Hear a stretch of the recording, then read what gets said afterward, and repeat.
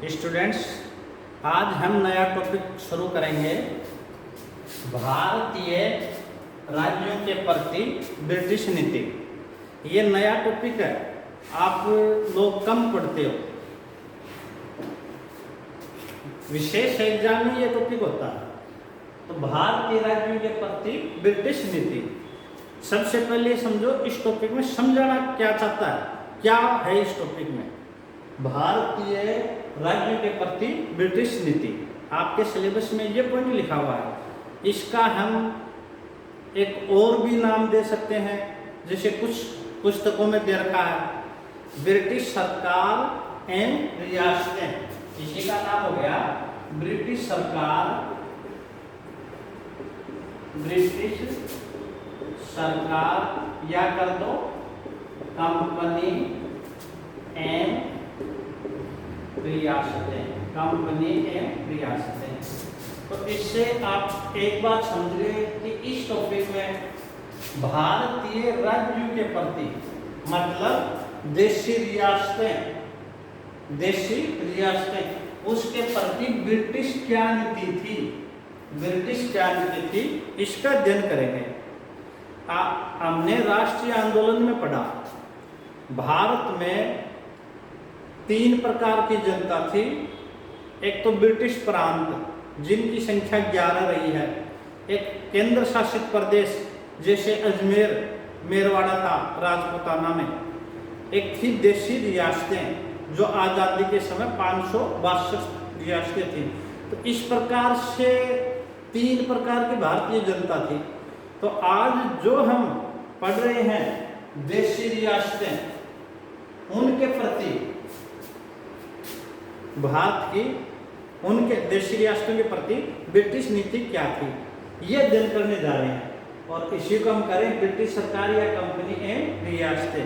इसी का एक नाम और भी कह सकते हैं ब्रिटिश आधिपत्य का विकास, ब्रिटिश आधिपत्य का विकास। मतलब भारत में ब्रिटिश आधिपत्य या ब्रिटिश सत्ता किस तरह से जमी, क्रम से किस तरह से जमी, उसके बारे में अध्ययन करेंगे। देखो, पहले एक तथ्य ले लेते हैं। भारत में आजादी के समय 562 देशी रियासतें थी। इंपॉर्टेंट है, काफी बार एग्जाम में पूछा गया है, आजादी के समय कितनी रियासतें थी? 562। और आप सबको याद है राजस्थान में, राजपूताना में कितनी रियासतें थी? कितनी रियासतें थी? 19 रियासतें व 3 ठिकाने, और भारत में कितनी थी? 562। और इनके दिन कितना क्षेत्रफल था? 7,12,508 वर्ग मील। और देश में सबसे बड़ी जो रियासत थी वो थी हैदराबाद। सबसे बड़ी रियासत थी हैदराबाद। अब देखो, आपको ध्यान है ईस्ट इंडिया कंपनी कुछ व्यापारियों का समूह था जिसकी स्थापना 1600 ईस्वी में महारानी एलिजाबेथ से अनुमति के द्वारा 15 वर्ष के लिए एक चार्टर अधिनियम के द्वारा हुई थी। और ये कंपनी व्यापार करने के लिए भारत में आई थी। 1608 में पहला अधिकारी कैप्टन हॉकिंस आया था, व्यापार की अनुमति नहीं मिली थी। सर थॉमस रो आया, 1615 में व्यापार की अनुमति मिल गई। इस तरह से ये कंपनी केवल पहले व्यापारिक कंपनी थी, व्यापारिक उद्देश्य लेकर के आई थी। परंतु भारत अपनी व्यापार की सुरक्षा और फ्रांसीसी कंपनी के साथ प्रतिस्पर्धा या दूसरी यूरोपीय कंपनियों के साथ प्रतिस्पर्धा, इसके चलते ब्रिटिश सरकार ने, ब्रिटिश कंपनी ने, ईस्ट इंडिया कंपनी ने भारत में अपने किले बनाए, अपनी राजनीतिक स्थिति मजबूत की और भारतीय राजाओं की कमजोरी का फायदा उठाया और भारत में अपना शासन स्थापित कर लिया। तो किस किस तरह से आगे बढ़ी, उन चरणों की बात करेंगे। जैसे कि मैं कॉमन चीज बताऊं, आपको याद रहने में आपको सुविधा रहेगी। 1608 में तो आए थे, फिर ये पहले सोना चांदी लाते, बदले में सामान खरीदते, यूरोप में लाभ कमाते। पर सबसे पहले फ्रांसीसी कंपनी में था डुप्ले, फ्रांसीसी कंपनी का, उसने भारतीय रियासतों में आंतरिक मामलों में हस्तक्षेप किया, वहां से इनकी महत्वाकांक्षा बढ़ती है। डुप्ले प्रारंभ करता है, उसी नीति को फिर ब्रिटिश कंपनी जारी रखती है। और इन्होंने, आपको ध्यान होगा, सबसे पहले प्लासी का युद्ध 23 जून 1757 से भारत में बंगाल के नवाब सिराजुद्दौला को पराजित किया। तो बंगाल में अपनी प्रभुसत्ता या अपना प्रभाव स्थापित किया। फिर बक्सर का युद्ध आता है 22 अक्टूबर 1764 इस समय मुगल सम्राट शाह आलम, अवध का नवाब शुजाउद्दौला और बंगाल का बगोड़ा नवाब मीर कासिम, इनको पराजित करके और मुगल सम्राट शाह आलम द्वितीय के साथ इलाहाबाद की संधि करके बंगाल, बिहार, उड़ीसा की दीवानी प्राप्त कर लेते हैं। इस तरह से अपनी ये राजनीतिक यात्रा प्रारंभ करते हैं और धीरे धीरे पूरे देश पर अधिकार कर लेते हैं, अपनी सत्ता स्थापित कर लेते हैं। तो इनका चरण किस तरह से धीरे धीरे आगे बढ़ा, इनके सामने कौन सी समस्याएं आई यहाँ भारत में सत्ता स्थापित करने के लिए, उन समस्याओं को किस तरह से हल किया, इन्होंने कौन सी नीति अपनाई, किसको किस तरह से पराजित किया, उसका एक संक्षिप्त जो इतिहास है वही आपके इस टॉपिक में है, भारतीय राज्यों के प्रति ब्रिटिश नीति। अब एक पुस्तक है सर ली वार्नर, पुस्तक का नाम है the native state of India, जो 1910 में लिखी गई थी। में अंग्रेजों और भारतीय रियासतों में निम्नलिखित अवस्था बताई गई है। तो सब एक प्रश्न आपने ये याद कर लिया, दूसरा ये याद कर लो, इंपॉर्टेंट प्रश्न है सर ली वार्नर की पुस्तक the native state of India. दूसरा प्रश्न ये कर लो। और अब अगला जो प्रश्न है, इस पुस्तक में भारतीय रियासतें और ब्रिटिश कंपनी में 4 अवस्थाएं बताई हैं, नहीं 5 अवस्थाएं बताई हैं। ये जो 5 अवस्थाएं हैं, इन 5 के नाम याद कर लो और इनका तिथिकरण कर लो। पहली नीति देखो, पहली है कंपनी का भारतीय रियासतों से समानता के लिए संघर्ष। ये 1740 से 1765। आपको मैं बता दूं, 1740 से पहले ईस्ट इंडिया कंपनी केवल व्यापारिक कंपनी थी, केवल व्यापारिक। पर डुप्ले के 1742 में आया था डुप्ले फ्रांसीसी था। उसके बाद में ही ईस्ट इंडिया कंपनी ने भी भारतीय रियासतों से समानता के लिए संघर्ष किया। अगले पॉइंट में इसको 1 बाय 1 पॉइंट से चर्चा करेंगे, तब ज्यादा डिटेल से लेंगे। पर यहाँ इस दौरान 1740 से 1765 भारतीय रियासतों के बराबर के लिए संघर्ष करती है, समानता के लिए संघर्ष करती है। जैसे प्लासी का युद्ध हुआ, बक्सर का युद्ध हुआ। दूसरा देखो, बंगाल को जीत लिया, आधिपत्य स्थापित कर लिया। अब उसको बचाने के लिए कैसे हमारा बंगाल सुरक्षित हो, उसके लिए इसने जो नीति अपनाई, घेरे की अथवा मध्य राज्य की नीति, और एक अच्छा शब्द बफर स्टेट। घेरे को अंग्रेजी में बोलते हैं, मध्य राज्य को बोलते हैं बफर स्टेट। ये नीति थी 1765 से 1813। शॉर्ट रूप में बताऊं, इन्होंने बंगाल को जीत लिया। अब बंगाल को बचाए कैसे रखें, मराठा और निजाम के आक्रमणों से अपने साम्राज्य को बचाने के लिए, और इन्होंने एक अपनी साम्राज्य की सीमा सुरक्षित रखने के लिए साम्राज्य की सीमा पर एक ऐसा राज्य स्थापित करना चाहा जो उसके साथ संघर्ष हो और खुद सुरक्षित रहे, और ये जो मध्यस्थ का जो राज्य था उसकी मदद करें, जिससे इनके साम्राज्य पर कोई आंच नहीं आए। ये नीति किसकी थी? घेरे की अथवा मध्य राज्य की नीति।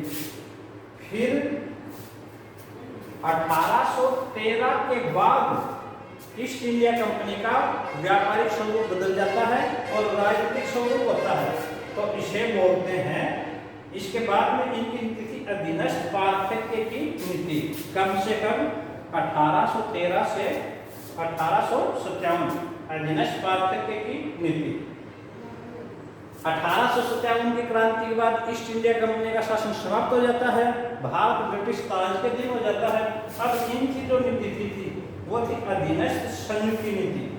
अधीनस्थ संघ की मतलब एक संघ हो पर वो हो इसके नीचे किनके, देशी रियासतों के। ये कब से कब है, 1858 से 1935। आपको ध्यान होगा 1921 में नरेंद्र मंडल का जो गठन किया गया वो इसी नीति के तहत था, अधीनस्थ संघ की नीति। राजा महाराजाओं का एक संघ बना लो और उसके साथ सहयोग करके चलो। और पांचवा जो पॉइंट था वो है अधिनियम 1935 के बाद, या अधिनियम 1935 में जो प्रावधान किया गया था वो था बराबर के संघ की नीति।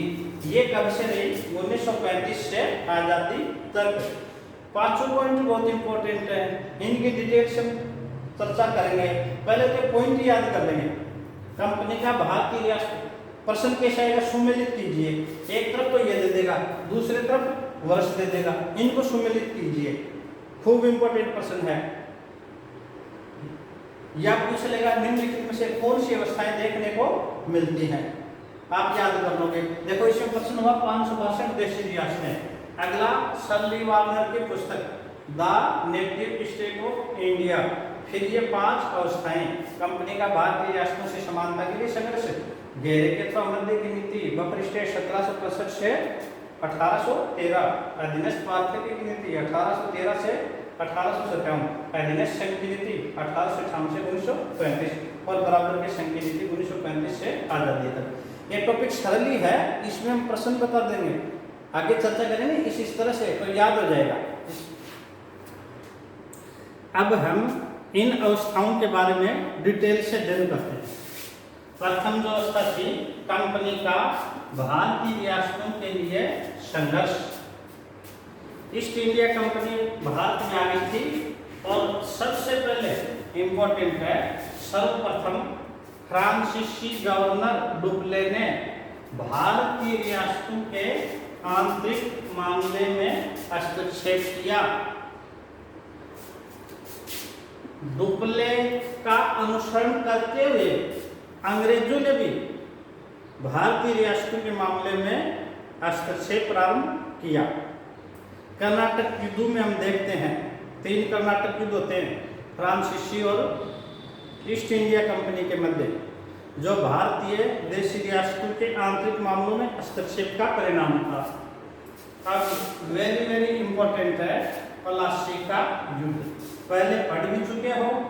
प्लासी का युद्ध है 23 जून 1757। इस युद्ध में बंगाल के नवाब सिराजुद्दौला को अंग्रेजों ने पराजित किया और इस समय था लॉर्ड क्लाइव। और इसी युद्ध से भारत में ब्रिटिश साम्राज्य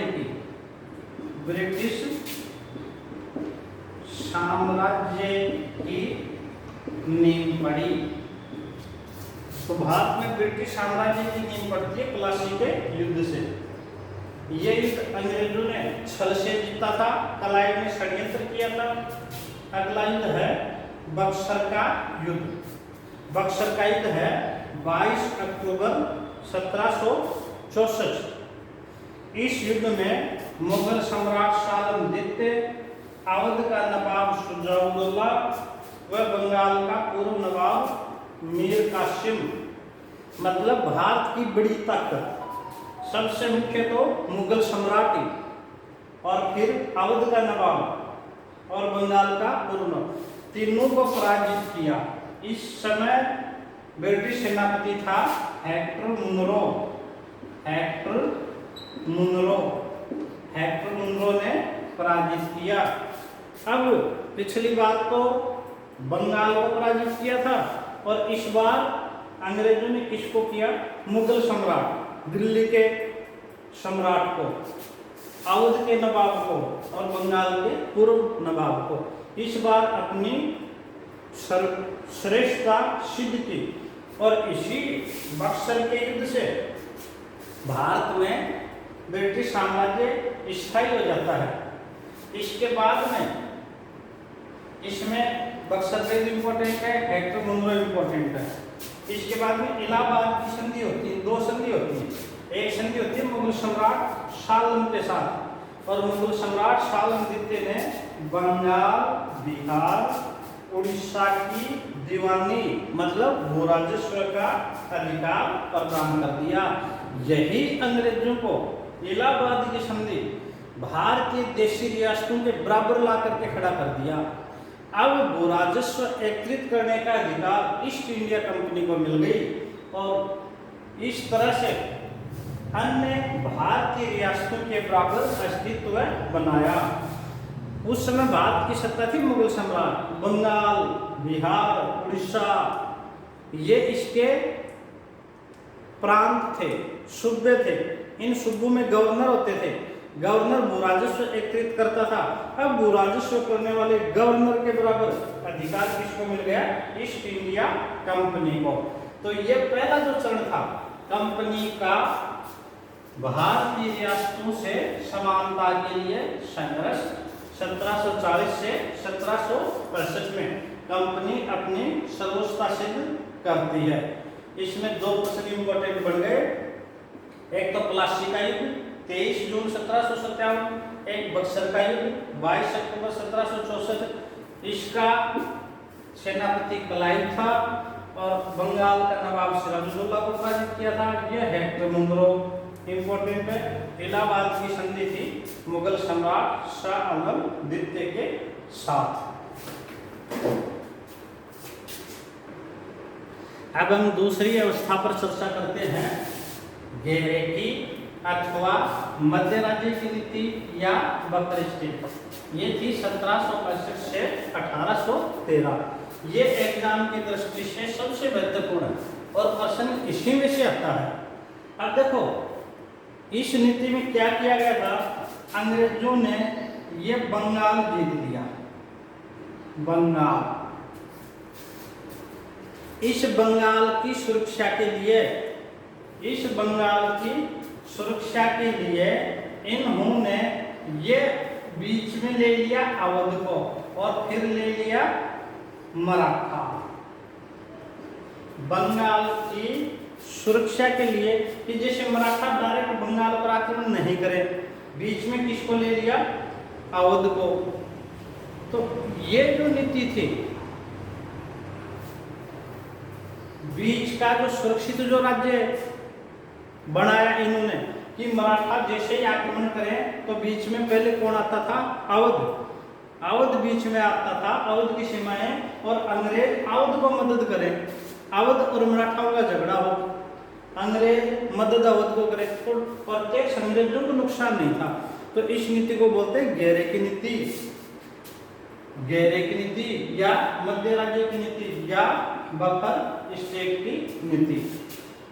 वेरी वेरी इंपॉर्टेंट, 4 बार लगा लो। घेरे की नीति का प्रतिपादन करने वाला कौन था? Warren Hasting. इसने घेरे की नीति प्रारंभ की थी। यही सबसे महत्वपूर्ण प्रश्न है। और दूसरा जो सबसे महत्वपूर्ण प्रश्न है, सबसे पहले वारेन हेस्टिंग ने बफर स्टेट किसे बनाया? अवध को। दूसरा महत्वपूर्ण, सबसे पहले बफर स्टेट किसे बनाया? अवध को। अवध को बीच में लिया, अंग्रेज और मराठाओं के बीच में कौन आ गया? अवध। देखो वारेन हेस्टिंग ने 1772 में बंगाल का द्वैध शासन समाप्त कर दिया। क्लाइव ने 1765 में लगाया था और इन्होंने द्वैध शासन समाप्त करके प्रत्यक्ष दीवानी अपने अधिकार में ले ली थी। एक अगला प्रश्न ये बहुत इंपॉर्टेंट है। वेल्लेस्ली ने सर्वप्रथम 1798 में हैदराबाद के निजाम के साथ सहायक संधि की। एक तो प्रश्न यह था कि सहायक संधि, अंग्रेजों में सहायक संधि करने वाला कौन था? सहायक संधि की शुरुआत वेल्लेस्ली। अपने साम्राज्य की सुरक्षा के लिए सहायक संधि प्रणाली किसने अपनाई? वेल्लेस्ली ने। याद रख लोगे, जैसे घेरे की नीति थी ना, घेरे की नीति का ही अगला एक स्टेप था, वो सहायक संधि थी। और सहायक संधि प्रथा शुरू करने वाला कौन है? वेल्लेस्ली। सर्वप्रथम कब करी? 1798 में। और सबसे पहले साइड संधि किस रियासत के साथ की? हैदराबाद साथ। कब? 1798। फिर 1799 में तंजौर ने, वेलेस्ली ने तंजौर के साथ की। और 1799 में वेलेस्ली ने किसके साथ की? मैसूर के साथ। तो साइड संधि के लिए कौन जाना जाता है? वेलेस्ली। और सबसे पहले साइड संधि किसके साथ की थी? हैदराबाद के निजाम के साथ। साइड संधि थी क्या? साइड संधि ये थी, अंग्रेजों ने जैसे हैदराबाद के निजाम के साथ साइड संधि की, तो इसका मतलब ये था कि निजाम एक बड़ी सेना रखेगा और उस सेना में अंग्रेज होंगे। अंग्रेज होंगे, वो सेना तो अंग्रेजों की होगी, पर उसका खर्चा कौन देगा? निजाम। ये सेना किसकी रक्षा करेगी? निजाम की। खर्चा कौन देगा? निजाम। सेना किनकी हुई? अंग्रेजों की। तो इनको बिना खर्चा लगाए एक बड़ी सेना अंग्रेजों के पास हो गई, जिसका सारा खर्चा जो देशी रियासत साइड संधि करती उसको देना पड़ता, बदले में अंग्रेज उसकी सुरक्षा प्रदान करते। अब अंग्रेजों की ये एक नीति थी, बिना खर्चा उठाए।